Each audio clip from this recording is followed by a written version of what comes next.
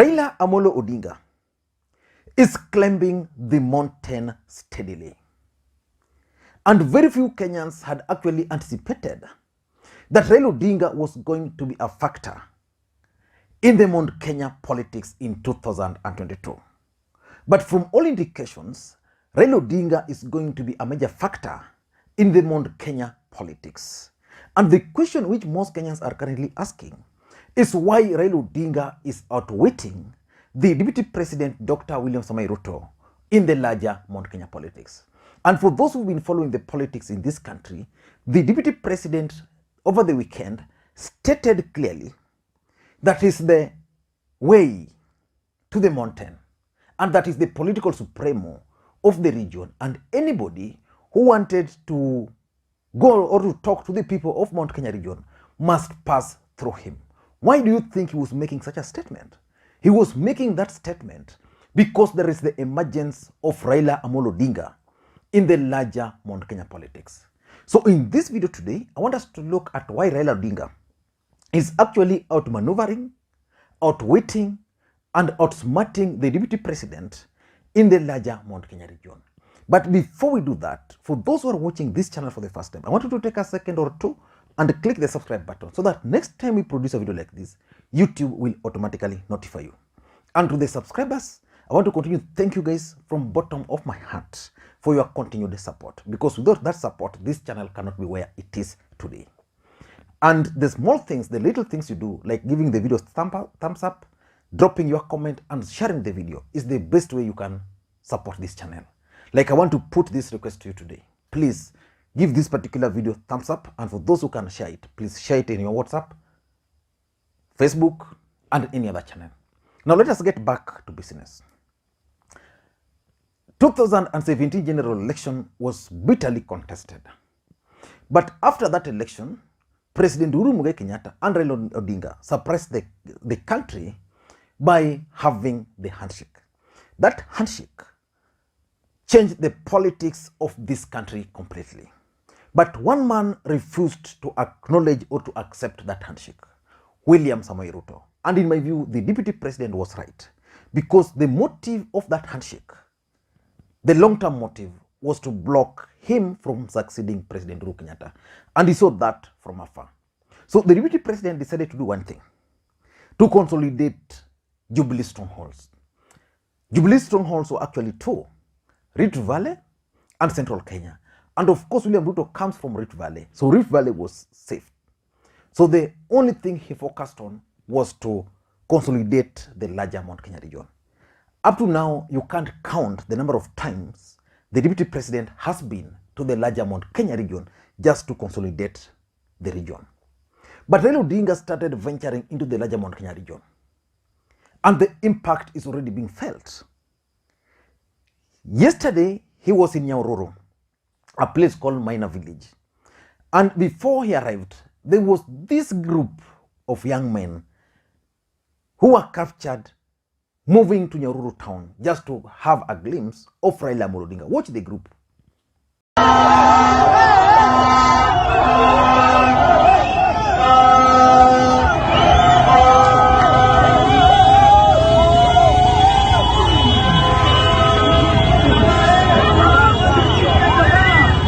And the kind of crowd Raila Odinga has been attracting in the larger Mount Kenya region is also shocking.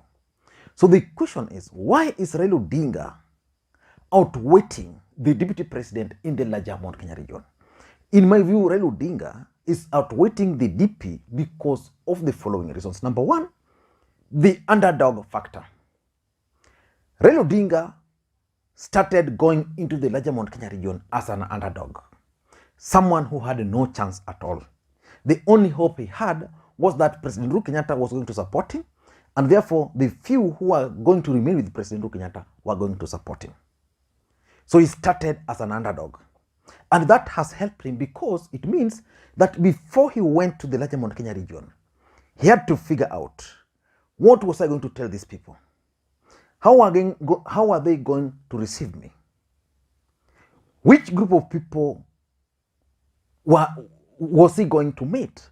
So he had to make very sound decisions, unlike the DP who already had these people. And therefore, his messaging, he just needed to continue with the messaging. So Raila Odinga was very careful before he made any move to the larger Mount Kenya region. So I think because he was very careful, he had to do a lot of groundwork and ensure that the timing was right for him to go to that particular region. And it also meant that he had to wait for William Ruto to make several mistakes before going into the larger Mount Kenya region. So as we speak today, Raila Odinga is making progress. And as an underdog, it meant that Raila Odinga was not going to lose anything. So his entry into the larger Mount Kenya region was not expected to lose for him anything. Anything he was going to get there was going to be gainful to him. Unlike the DP who was up there, any mistake he was going to make, he was going to be punished and there were going to be losses to him. So Raila Odinga was not going to lose anything. He was only going to win. And that helped him as he focused on the larger Mount Kenya region. And that's why I strongly believe he has gained. That's number one. Number two, I also tend to think that William Ruto's early campaign has also contributed a lot to Raila Odinga's success in the larger Mount Kenya region. His messaging is now stale. There is nothing new which the DP can tell the people of the larger Mount Kenya region. If you have spent 4 years telling these people how Raila Odinga is bad, how Raila Odinga is mganga, yule jamaa, sijui kitandawili, nini, those are not message which can stick to people. In the last 15 years or 20 years, the people of the larger Mount Kenya region were made to believe that Raila Odinga is a very bad man. So some of them even never believed, especially those who were born when Kibaki took over and are eligible to vote. These people, in my view, are the people the DP targeted. But his messaging was wrong. Some of these people were never even given the opportunity to see Raila Odinga. So they even thought that Raila Odinga is not a human being. And now that Raila Odinga is able to go there, and some of them are able to attend his functions and listen to him, then it means now they are able to make their own judgment. That this guy here is not the person we are being told he is. He's not bad after all. Like for example, if you are being told that this person is bad, this person is bad. So in most cases, you'd want to know, why is this person bad? That's exactly what is happening to the people of the larger Mount Kenya region. So some of them are now reading more about Raila Odinga. And they are realizing that whatever they were being told is not the truth. And William Ruto's message to them is no longer attractive. He has told them everything, whether against Raila Odinga, whether good for them. But the truth of the matter is that because the DP ventured there early enough, his message is now stale. And he's told that same messaging for over 4 years. So basically, if you were to go to a church, let's say tomorrow in Meru, what do you think the DP will tell the people of Meru about Raila Odinga? Raila Odinga can go there, explain himself now, because he has the opportunity. He can go now, explain himself, counter whatever these people are saying, and then the people will start changing. In my view, that's number two. Number three, why Raila Odinga is gaining, is outwitting the DP, is because of President Uhuru Kenyatta. You see, even the statement the DP made yesterday, that is the political supremo, that anybody who wants to go to the larger Mount Kenya region must go through him. That's a reckless statement. Uhuru Kenyatta is the president of the Republic of Kenya. He's been the leader of the people of the larger Mount Kenya region. The president then decided to make a move. And the move was simple. Direct the governors to start campaigning or supporting Raila Odinga. Because the members of parliament were reluctant. So Lee Kinyanjui took over. Lee Kinyanjui, for example, has played a huge role in Raila Odinga's entry into the larger Mount Kenya region. If you look at the Nanyuki, the Nyahururu, the Nakuru event today, the Bahati event today, can be attributed to him. Then the Laikipia governor, Ndiretu, Murithi Ndiretu, he has also played a huge role. In fact, Murithi Ndiretu was the first governor to officially invite Raila Odinga to his county. Again, because President Uhuru Kenyatta directed him, he has played a huge role in Raila Odinga. So let us wait for the third governor, Kimemia. I saw the Tharaka Nithi governor with these guys yesterday. Maybe the Nyeri governor will join, but the fact that these governors were instructed and they played as per the instructions, and people are seeing that Raila Odinga is now making progress, more people are now joining. And that's why more members of parliament are now joining Raila Odinga. Why? Because of that President Uhuru Kenyatta's directive. Number 4, in my view, is the move by Raila Odinga to involve opinion leaders and opinion shapers from the region. William Ruto decided, because the president introduced him there, left him with the people, he decided that he was going to dictate, to go to the people directly, or decide the kind of people he was going to work with. The deputy president committed several mistakes. One of them was to ignore the community leaders. You know, in any region, even in your village, there are certain people, if you want anything from those communities, you must go talk to them. Then they'll advise you that if you want this, this is the thing. If you want to get this, go to this person. So we have those opinion shapers across the country. Mount Kenya region is no exception. So the deputy president decided that for him, he was going to ignore the tycoons. So these business tycoons started asking, what will happen to us if this guy doesn't want to listen to us? Should he take over? So they decided we are going to go for Raila Odinga. What about the youths? Because Raila Odinga currently is engaging the youths. William Ruto's strategy was very simple, and I once opined that it was not going to work for him. Get members of parliament, many members of parliament as possible. Organize meetings, make members of parliament attend, ask members of parliament to bring their people. Then you continue. That was not going to be sustainable. The statistics in this country states clearly that 85% of these members of parliament never make it back. So if you are relying on them, it means you are relying on people who are not going to make it back. But perceptionally, they perform their functions. If you've been following Raila Odinga, what he's been doing is that whenever, like yesterday he was in Nakuru, he meets the youths, he's been meeting the elders. Then, after those meetings, he meets with the party officials like Jubilee leaders and the rest, opinion leaders, before going out for those rallies. That's something which the DP failed to do. So basically, Raila Odinga has been involving opinion shapers from this region, and that has really played to his advantage. And lastly, I also believe that the arrogance of William Samoei Ruto and his allies is what is costing them in the larger Mount Kenya region. And unless they're going to change their strategy, they will be shocked. Even if people love you, you must show them a bit of respect. Look at the statement the DP said, that if you want to come to Mount Kenya, you must come to me, via me. Look at the way he treated Moses Kuria and Mwangi Kiunjuri.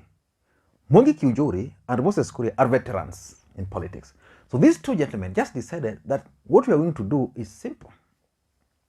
We are going to support you as our presidential candidate, but allow us to form our own political party. Then what happens next? Before they knew, he unleashed Rigathi Gachagua, which is okay for checkmating. Yeah? And then he caused Moses Kuria's candidate to withdraw without even Moses Kuria's approval. Before we knew, Moses Kuria helped him support and campaign for that candidate, and the guy won. And I predicted here that the Kiambu parliamentary by-election was going to mark the beginning of the end of Ruto and Moses Kuria. Then, before we knew, today, all major party officials of Moses Kuria's party and Mwangi Kiunjuri's party were poached. So he went to Moses Kuria's party, took the officials. He went to Mwangi Kiunjuri's party, took the officials. Basically, he was telling them that I'm not going to work with you. And then before these guys knew, he was arrogantly telling them that if you don't want, don't support us via your parties. You either join UDA or not. So these guys said, okay, we're not going to join. And that is what is costing the DP. Because Rigathi Gachagua, apart from talking, I don't think he has that power to persuade Just like Moses Kuria is able to persuade the voters there, Rigathi Gachagua can only attack Raila Odinga. Apart from attacking Raila Odinga, what else do you think Rigathi Gachagua can say? Moses Kuria is good at both. Moses Kuria can attack Raila Odinga. Moses Kuria can come up with propaganda. Moses Kuria can actually convince the people of the larger Mount Kenya region why they needed one man, one vote, 1 shilling. You know, so Moses Kuria is a bit different. What about Mwangi Kiunjuri? Well-grounded politically, and had to be kicked out because of his support for the DP. But he was kicked out. So the arrogance displayed by people like Ndindi Nyoro, Alice Wahome, taking on the president anytime they want, people like Kimani Ngunjiri, you know. So that arrogance is costing the DP and his team. And that's why Raila Odinga is able. Raila Odinga is coming in peace. He's telling the people, I have a solution. This is what I'm going to do. This is what I'm going to do for you people. Tufanye hivyo. So they'll either decide no or yes. I don't know what you think. Maybe you have a different opinion why Raila Odinga is outsmarting. I'm not saying he's winning, but it's outsmarting. The fact that people are now able to attend his rallies. The fact that Raila Odinga can now call rally in Mount Kenya region and the crowd would be there. Yesterday, I saw in Nyahururu, was it Nyahururu? I saw, before Raila Odinga arrived, a crowd carrying Raila Odinga placards. You know, Baba, you know, that's something which nobody would have anticipated that was going to happen. But it's happening. So basically, it's happening because Raila Odinga is making inroads in Mount Kenya region. William Ruto and his brigades must devise a new strategy of taming Raila Amolo Odinga. If they won't do that, then Raila Odinga is not going to get 30% he was working for. On it might either go on his favor. If not, it will go 50-50. I want to challenge you to continue putting your eyes closely on the opinion polls which Wahome Puku has been conducting on his official Facebook page. Those opinion polls, the other one Raila Odinga was leading, the comments will shock you. Thank you guys, and may you have a good day. Bye-bye.